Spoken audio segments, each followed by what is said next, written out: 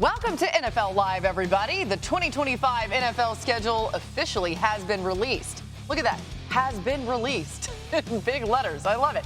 It comes out swinging early. Some heavy hitter matchups. The defending champs are hosting the Cowboys. The Chiefs headed to Brazil, taking on the Chargers, and so much more. We're glad you're with us today. We got Mina Kimes, Ryan Clark, Adam Schefter along for the ride. There's a lot to get to, you guys. So let's talk about the games that we're most excited. Mina, kick us off. What stuck out to you? I'm going to start with an easy one. Week 1, Ravens-Bills. I mean, come on, right? You've got the reigning MVP versus the guy who almost won MVP, so you could argue it's a revenge game for Lamar, but it's also a revenge game for these Buffalo Bills because last time they played in the regular season, the Ravens went into Buffalo and stomped on them. So I'm really excited to see these two teams face off. Should be two of the best teams in the AFC. A test immediately for both squads ahead of the season.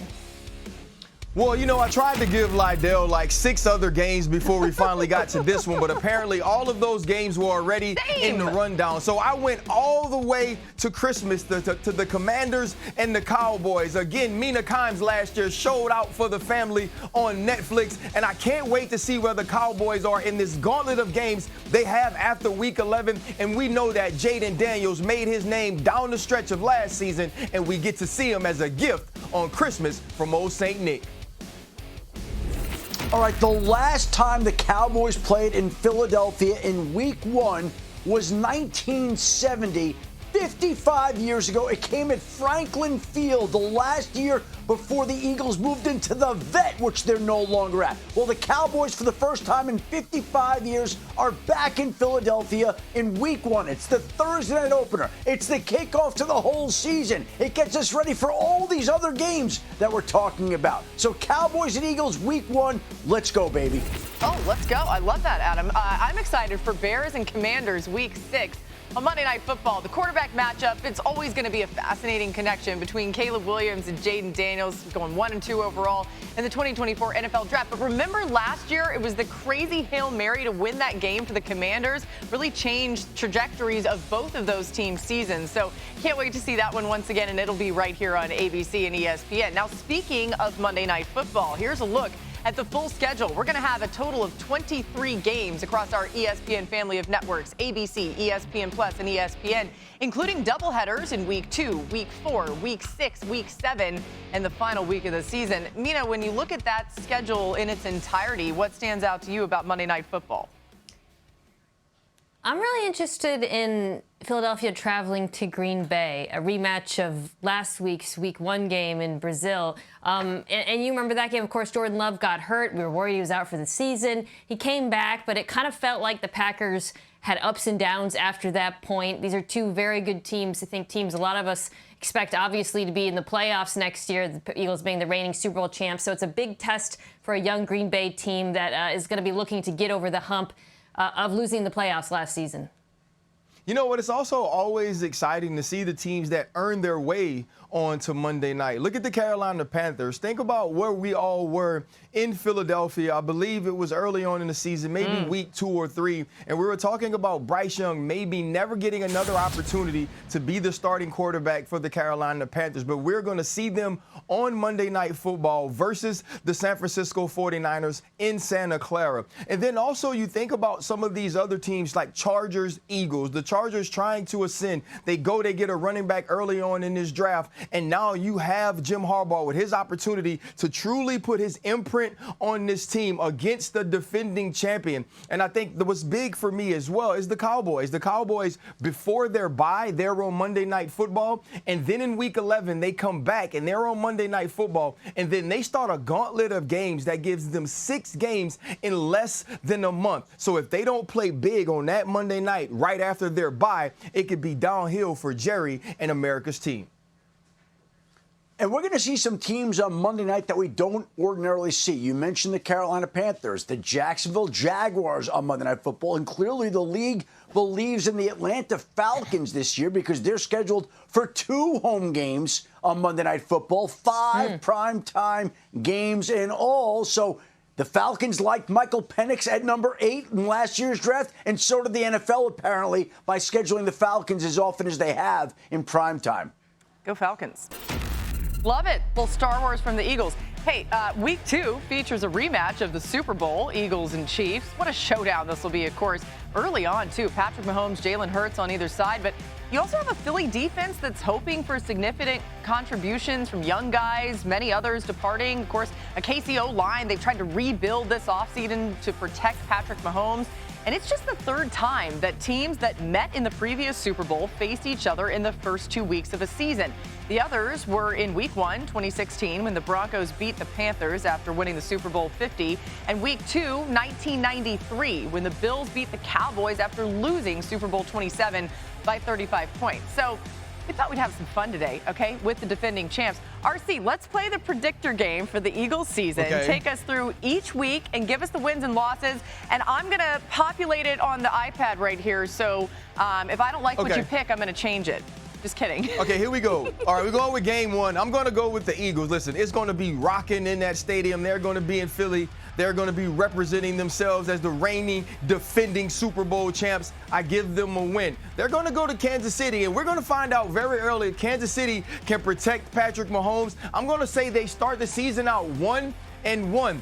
I give them a win over the Rams. I give them a win at the Bucks. I give them a win over the Broncos. I give them a win over the Giants. But at the Vikings, J.J. McCarthy's going to just get to cooking. Kevin O'Connell's going to be in his bag a little bit. We know what that defense is going to look like. I'm going to give them a L against the Vikings because I remember a primetime game a couple of years ago that had Jalen Hurts and A.J. Brown face-to-face ready to do a little dance. And the Giants, okay, we know that's another win. Monday Night Football at the Packers. This one's tricky. This gets tricky, but I'm going to give them a loss at the Packers. They're going to find a way to avenge their loss in the playoffs. A win on Sunday night versus the Lions. A win against the Cowboys in Week 12. I believe we have that game. A win against the Bears.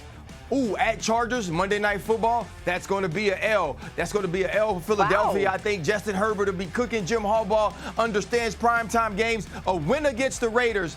Let's go. Loss at Commanders. Win against the loss against the Bills. Win against the Commanders at home to finish the season. 11-6. Mina, what do you think? I don't know if that's right. What do you think? I'm going to hit the over on Ryan's win total because a few of those losses. I do think the beginning of the schedule is real tricky, right? Because, Ryan, if I have one question about this team, it's the change at coordinator. You got some tricky defenses there that like to do interesting things with pressure. So you could get us a couple of surprising losses. You did the Chiefs. I'm looking at like the Broncos and the Rams. But all in all, I'll probably go 12-5. I'm going to Price is Right at you. Oh, so you're going to go one game? One over. One game, Mina? She took the over. I'm not even going to say which one. Okay, we're not going to make you actually make a decision there, Mina. That's all good. Adam, what do you think when you look at what Ryan's chosen here for the defending Super Bowl champs? Well, won and lost marks are always a lot easier to do in mid-May than they are during the season when the games start and injuries start happening and circumstances on teams change. But right now, 11-12 wins. Ryan, Mina, they seem to be right in the range for the Philadelphia Eagles. Interesting in that the team that last year they had to hold off the Washington Commanders, they don't meet the Commanders until week 16 and then play the Commanders twice in 3 weeks to end the season. Who knows what both teams are even going to have on the line at that point in time, whether or not they will or won't be alive, whether or not they will or will not have clinched something by then. Lots of questions up in the air. We'll see how it plays out. That's a wild way to end the season on both sides, right? The Eagles, by the way, have the 4th hardest schedule in the NFL.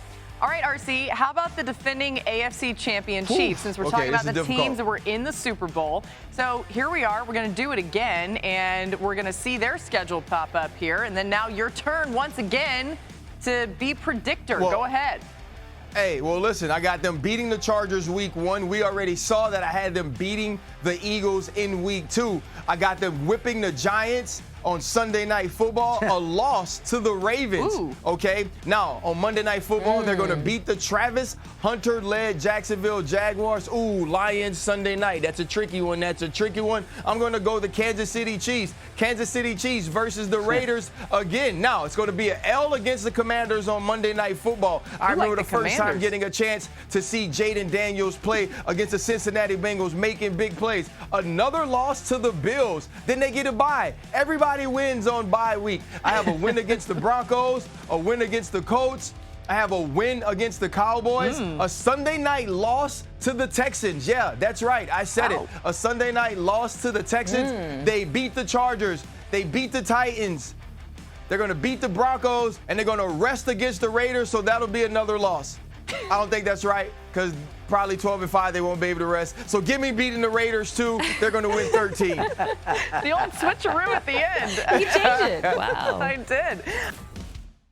So much creativity from the social teams across the league. We know Dallas has a tough opener to the season where they'll take on the Eagles in their banner night. But how about the Cowboys' back half of the season? After the Cowboys bye in Week 10, you see it there. They go through a gauntlet. Their opponents from Week 11 to 17 had a combined 714 winning percentage in 2024.